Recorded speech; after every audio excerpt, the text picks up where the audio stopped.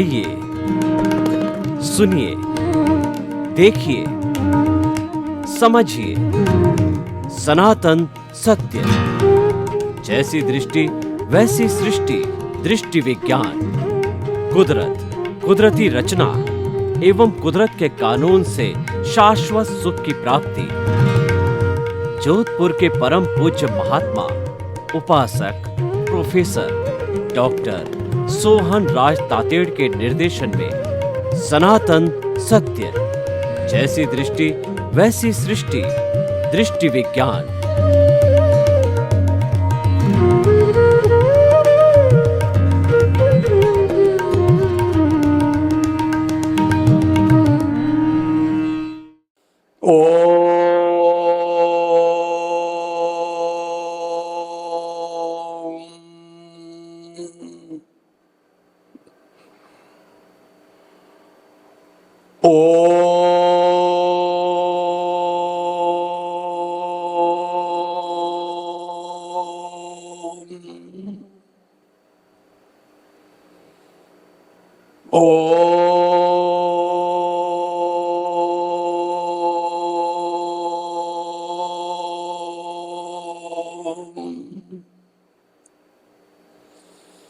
महाप्राण ध्वनि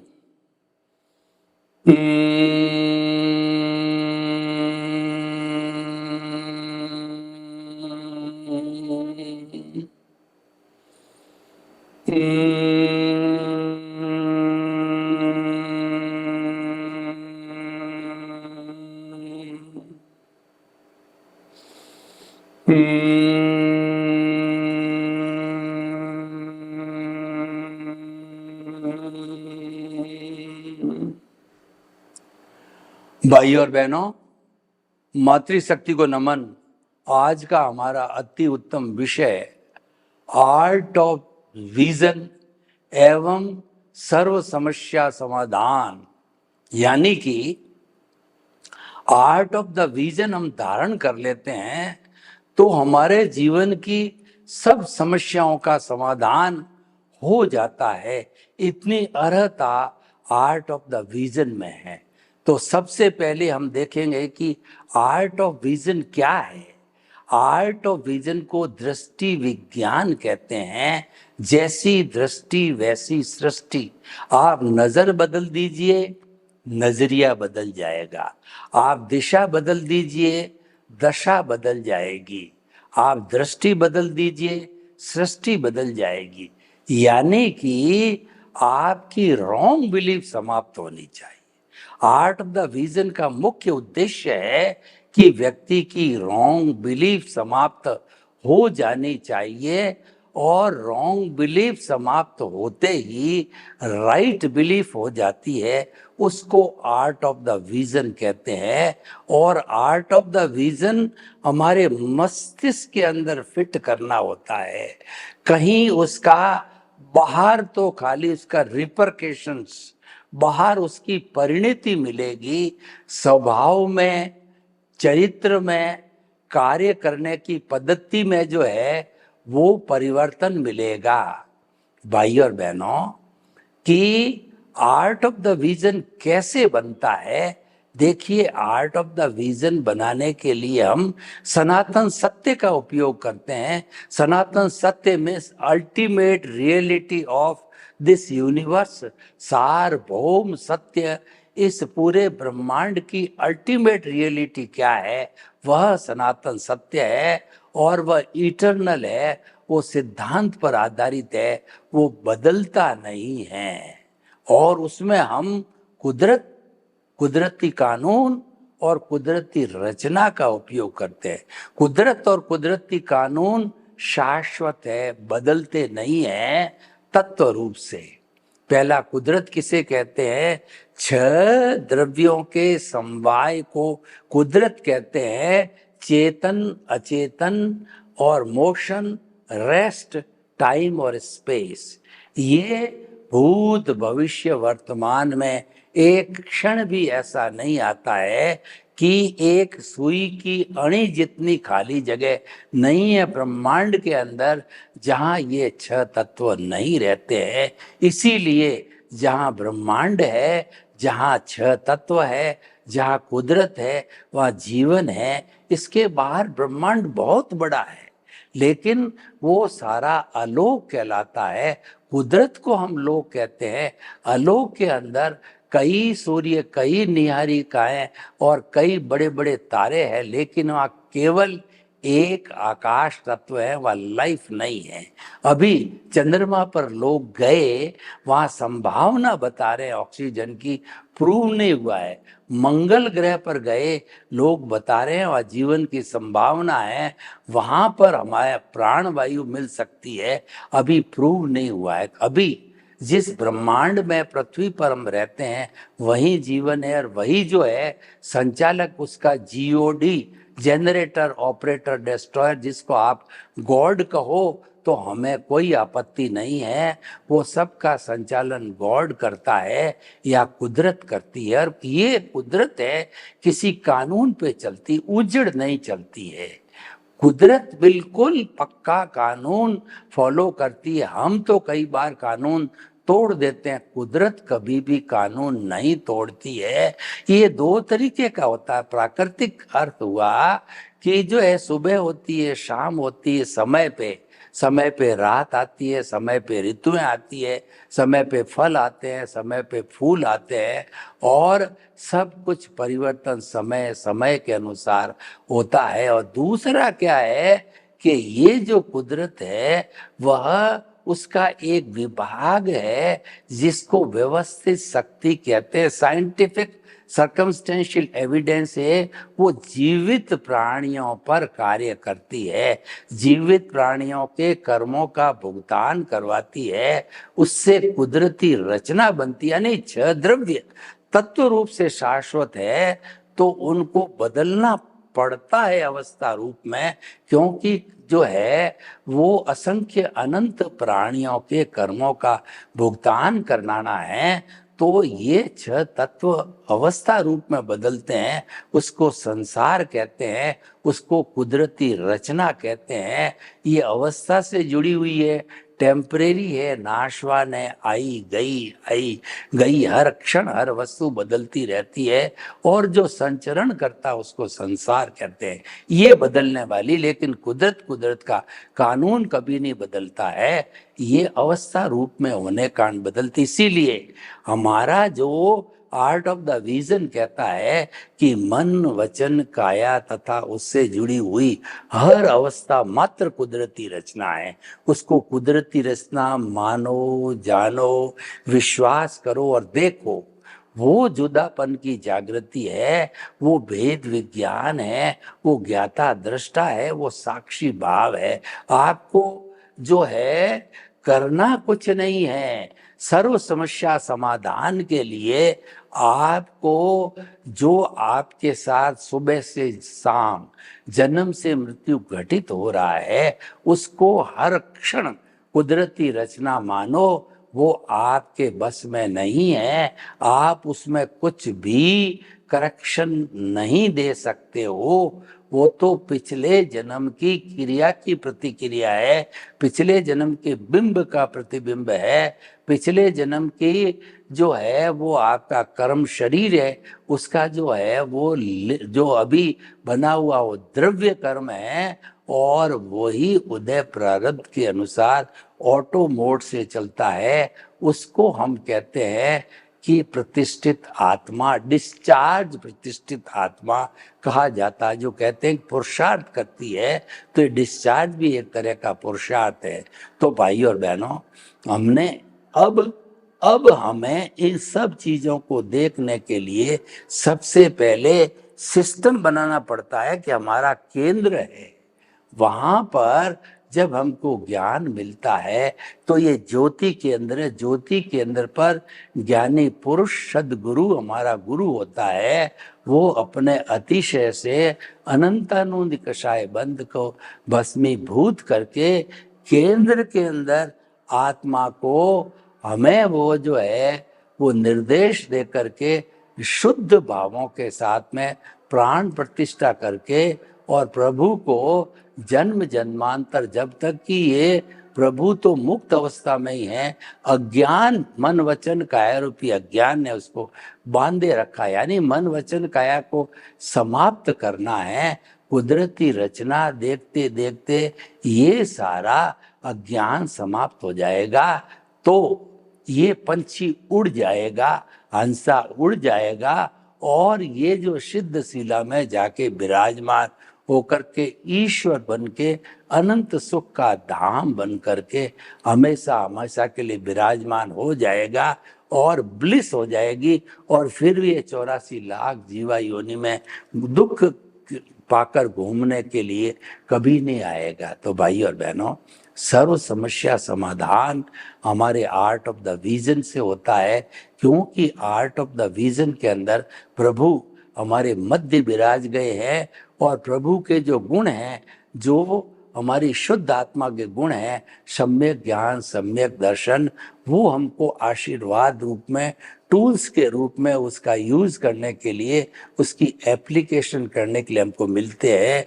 और वही आर्ट ऑफ द विजन का भाग बनता है कि उसकी एप्लीकेशन आप हर क्षण करो।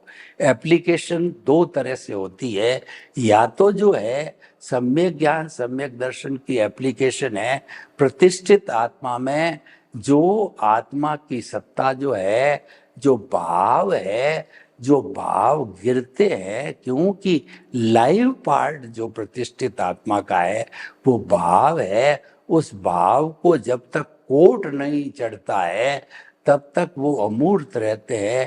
कोट चढ़ने के बाद में वो रहेंगे तो मतलब अमूर्त ही रहेंगे, तो लेकिन वो दिखाई नहीं देते हैं। वो अमूर्त होते हुए भी वो दिखाई नहीं देते हैं, यानी कि वो चतुष्पर्शी पुद्गल होते हैं। तो भाई और बहनों, हम आपको बताना चाहते हैं कि अज्ञान है वो मिथ्या ज्ञान मिथ्या दर्शन और मोहनीय कर्म है। अगर अब सवाल ये है कि हम समस्या का समाधान करना चाहते हैं, तो आपको विद रेफरेंस टू द केंद्र है वो आत्मा के पाले में रहना पड़ेगा।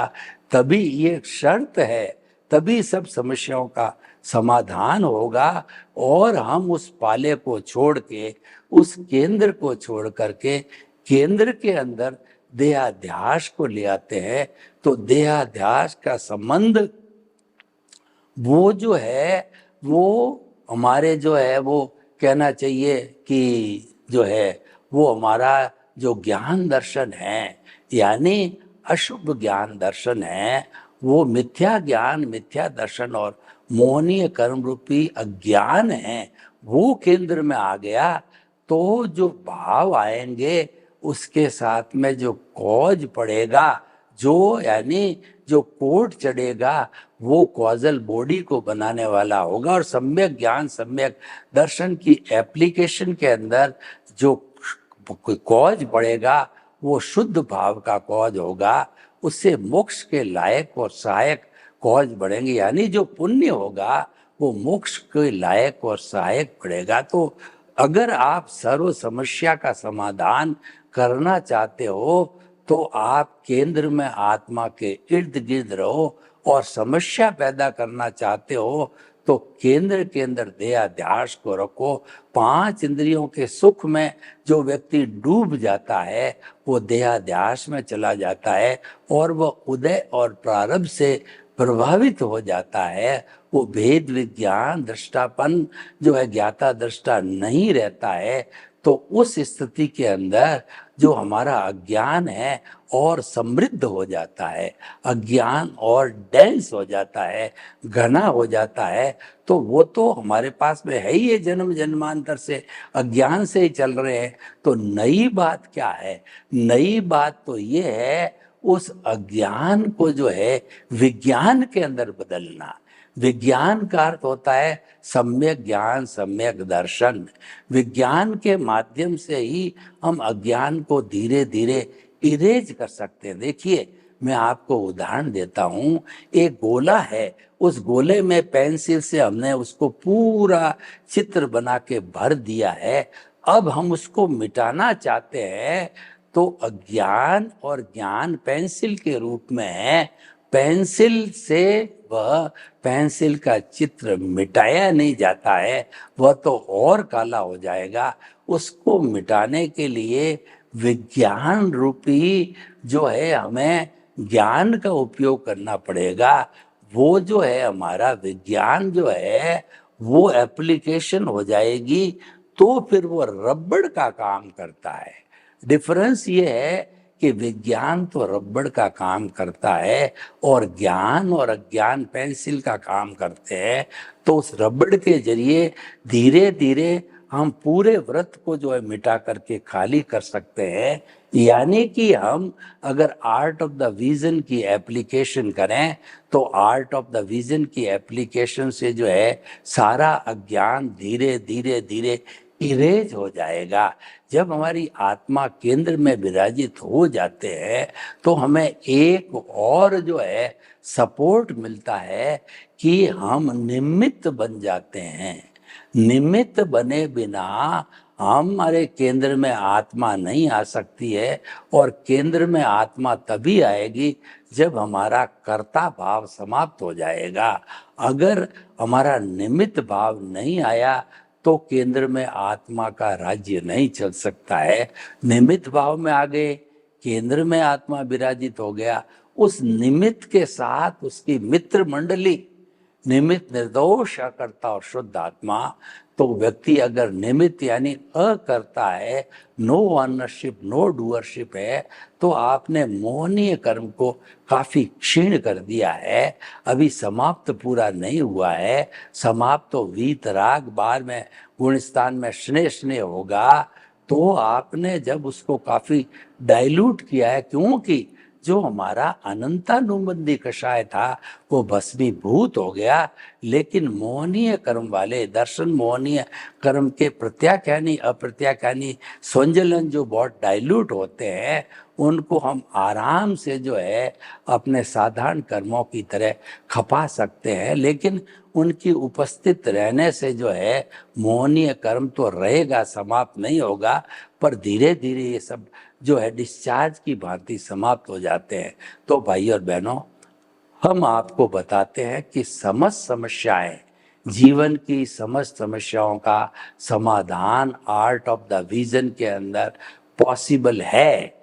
क्योंकि आर्ट ऑफ द विजन के अंदर हम सम्यक ज्ञान सम्यक दर्शन की एप्लीकेशन करते हैं तो हमारे कॉज मोक्ष के लायक और सहायक पड़ते हैं, और उससे हमारी समस्त समस्याओं का समाधान अपने आप हो जाता है। मैं आपको उदाहरण के तौर पर बताऊं कि जो है किसी व्यक्ति ने हमारे को गाली गलौज किया, हाथापाई की, थप्पा मुक्की किया, तो आपका अगर आर्ट ऑफ द विजन सक्रिय है तो आपका चिंतन आएगा कि जिस व्यक्ति ने मेरे साथ बुरा व्यवहार किया है उसकी स्वतंत्र सत्ता नहीं है, उसको तो कुदरत ने भेजा है और कुदरत ही करवा रही है, क्योंकि ये कुदरत की ड्यूटी है। पिछले जन्म में उस व्यक्ति के साथ हमने व्यवहार किया था तो उस एक्शन का रिएक्शन जो है कराने की ड्यूटी कुदरत की है, तो कुदरत ही करवा रही है। और कुदरत जो है गलत नहीं करवाती, कभी गलत नहीं करवाती। ऐसा आप चिंतन करने लग जाओगे, उसको दोषी नहीं मानोगे। दोषी नहीं मानोगे तो आपके कोई तरह का कर्म बंधन नहीं हो सकता, क्योंकि कर्ता भाव नहीं, निमित्त व्यक्ति के कोई कर्म बंधन नहीं होता है। कि निमित्त तो जो है वो भक्ति मार्गी बन जाता है। निमित्त तो प्रभु जो विराजमान है उसका नौकर बन जाता है, उसका मुनीम बन जाता है। तो सेठ के नफा नुकसान होता है। जो निमित्त वाला कहिए या नौकरी पैसे वाला जो उसकी मुनीमगिरी करता है उसके कोई भी घाटा नहीं लगता है। तो कर्म का बंधन निमित्त भाव में नहीं होता है, और निमित्त भाव के साथ में निर्दोष अकर्ता और शुद्ध आत्मा जुड़ते हैं तो वो एक डिटर्जेंट पाउडर का काम करते हैं। वो परिधि को धीरे धीरे धीरे मिटा देते हैं। प्रदीप जो परिधि है वो हमारा उदय और प्रारब्ध है, उसके ऊपर जो है हमारा धन संपत्ति परिवार और जो रिश्ते नाते पद प्रतिष्ठा सारी शोहरत वगैरह सारी वो परिधि है, उस परिधि को जो है निमित्त निर्दोष अकर्ता और शुद्ध आत्मा धीरे धीरे मिटाने लग जाते हैं और मिटा करके वो शून्य हो जाती है। यानी कि हमारा अज्ञान शून्य हो गया, हमारा काम बन गया। अज्ञान शून्य होते ही जो कुछ भी पुरुषार्थ करने वाली प्रतिष्ठित आत्मा है वो समाप्त हो जाएगी, अज्ञान समाप्त हो जाएगा, हम मन से अमन बन जाएंगे। तो ऐसी स्थिति के अंदर हमारा शुद्ध परमात्मा भगवान है, एक क्षण भी शरीर में नहीं रहेगा, वो तुरंत सिद्ध शिला के अंदर मुक्त होकर के और जो ईश्वर के रूप में विराजमान हो जाएगा और फिर वो जो है वापस 84 लाख जीवानी में घूमने में नहीं आएगा। तो समस्त समस्याओं का समाधान है कुदरती रचना देखना। कुदरती रचना देखते रहने से हमारे जो है कोई कर्म नहीं बनते, यानी कि हमारे जो है कुदरत का कानून नहीं टूटता है, और कुदरत का कानून नहीं टूटता है तो मुक्ति बहुत नजदीक है। हमारे जो है हम बंधन में कब आते हैं, जब कुदरत का कानून टूटता है, यानी कि हम कर्ता बन जाते हैं, तब कुदरत का कानून टूट जाता है। यानी कि सुबह से शाम जन्म से मृत्यु जो कुछ हमारे घटित होता है उसको कुदरती रचना हम नहीं मानते हैं।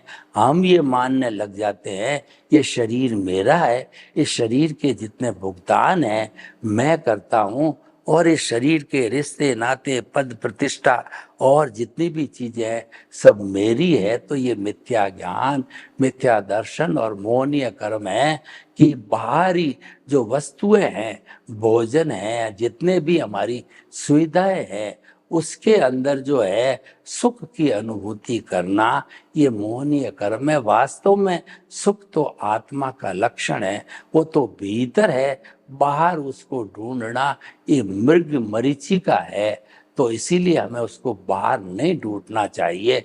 देखिए कस्तूरी होती है वो मृग की नाभि में होती है, लेकिन उसकी महक इतनी सुंदर होती है कि वो हिरण है, वो इधर उधर भागता फिरता है कि इतनी सुंदर महक कहाँ से आ रही है। जब जो कोई ज्ञानी पुरुष मिलता है तो वो बताता है कि ये तो कस्तूरी तुम्हारे कुंडल में है, तुम्हारे जो है वो नाभि में, तब उसको ज्ञान होता है और उसको समाधान मिलता है। तो सर्व समस्या का समाधान अकर्ता भाव में है। सर्व समस्या का समाधान है वो आर्ट ऑफ द विजन में, सम्यक ज्ञान सम्यक दर्शन की एप्लीकेशन करने में है, देहादास से दूर रहने में है, और हमारा जो उदय प्रारब्ध चल रहा है उसके साथ नहीं जुड़ने के अंदर सर्व समस्या का समाधान ऑटोमेटिकली हो जाता है। तो भाई और बहनों, अगर आप जीवन की सब समस्याओं का समाधान करना चाहते हैं तो आर्ट ऑफ विजन से जुड़ जाइए। ये हमारे मस्तिष्क में रहती है। और देखिए हमारा आर्ट ऑफ द विजन है वो दृष्टि को बदलता है, यानी कि आपकी रॉन्ग बिलीफ को समाप्त करके राइट बिलीफ बनाता है, सृष्टि को नहीं बदलता। सृष्टि को बदलने का अर्थ हो गया मन वचन काया को प्योर कीजिए, मन वचन काया की तपस्या करवाइए, मन वचन काया को आताप ना ले दिलाइए, मन वचन काया रूपी शरीर को जो है वो गर्मी से आताप ना दिलाइए, और त्याग पचकान कीजिए, 6 महीने की जो है तपस्या कीजिए। ये सब जो मन वचन काया से होती है वो क्रिया है, और क्रिया से जो है वो मुक्ति नहीं है, मुक्ति भावों से है, और भाव है वो आत्मा की जो है सत्ता है। आत्मा जब ज्ञान देती है तो आत्मा की उसके आत्मा में से एक भाव सत्ता प्रज्ञा निकलती है, वही सारा मॉनिटर करने वाली हो जाती है शेष जीवन के अंदर। वो हमको जो है देहाध्यास के साथ जुड़ने नहीं देती है। अगर हम जो है उदय प्रारब्ध के साथ उसका फोर्स ज्यादा है, जुड़ने की कोशिश करते हैं तो प्रज्ञा बहन कान पकड़ करके गुरु चरणों के अंदर लाती है, वह केंद्र में लाती है, स्थिर करती है। वो हमेशा आपके चिंतन को केंद्र में स्थिर रखेगी ताकि कि आप देहाध्यास, 5 इंद्रियों के सुख जो कि नाशवान है, जो कि अवस्था से जुड़े हुए हैं, कहीं आप उसके साथ में जुड़ नहीं जाओ। तो भाई और बहनों, हम बताना चाहते हैं कि जितनी भी जीवन की समस्याएं हैं, वे समस्याएं ऑटोमेटिकली आप कुदरती रचना देखते जाते हो तो सॉल्व हो जाएगी। देखिए, हम आपको कुदरती रचना देखने का जो है एक उदाहरण देते हैं कि कोई भी व्यक्ति है जिसने आपके पैसे लेन देन के अंदर हड़प कर लीजिए, मान लीजिए 50,000 रुपया आप किसी में मांगते हो और वो हड़प कर लिए, तो इसके पीछे हमारा जो है वो आर्ट ऑफ द विजन ये कहता है कि आप इसको कुदरती रचना मानो। उसकी खुद की स्वतंत्र सत्ता नहीं है कि आपके 50,000 हड़प ले, उसको तो कुदरत ने भेजा है आपके कर्मों का भुगतान कराने के लिए। पिछले जन्म में आपने उसके हड़पे थे, इस जन्म में वो आपके हड़प करके आपका हिसाब क्लियर करता है। ये समस्या का समाधान हो गया। सर्वे भवन्तु सुखिनः, सर्वे सन्तु निरामया। लोग के जीवों को सुख मिले, शांति मिले, आनंद मिले, प्रेम मिले और सब हम मिल करके आर्ट ऑफ द विजन के माध्यम से सर्व समस्या समाधान करें। आपके प्रति मंगल भावना। ओम शांति।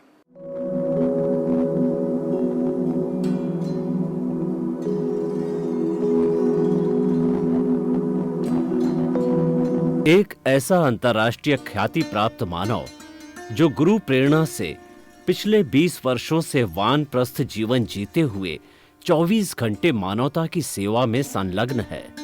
एक ऐसा मानव जो अभी राष्ट्रीय, अंतर्राष्ट्रीय टीवी चैनलों पर 7,500 एपिसोड के माध्यम से सनातन सत्य, आत्मविज्ञान एवं पुनरुत्थान व्यवहार एवं निश्चय जगत के जीवनोपयोगी विषयों पर हृदय स्पर्शी प्रवचन कर चुका है।